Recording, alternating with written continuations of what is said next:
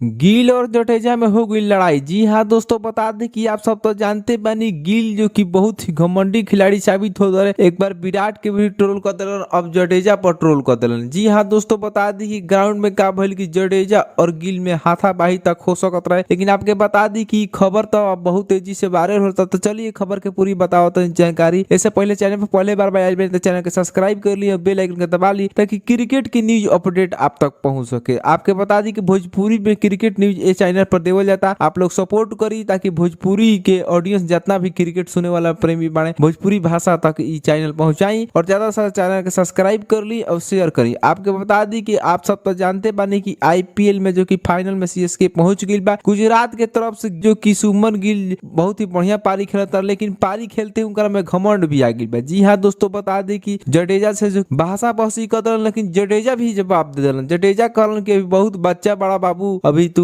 बहुत मेहनत कर और सीनियर की इज्जत करल सीख। आपके बता दी कि गिल कुछ ज्यादा ही बोला था कुछ नहीं पहले विराट कोहली के जो कि ट्रोल कइलन ट्विटर पर जो कि फोटो डाल के। तो आपके बता दी कि गिल के ऐसे करे के चाहिए कि ना, कमेंट बॉक्स में बताई कि सीनियर खिलाड़ी की इज्जत बहुत जरूरी बा। तो आप कमेंट बॉक्स में अपना राय दी और वीडियो को ज्यादा से शेयर कर दी। धन्यवाद।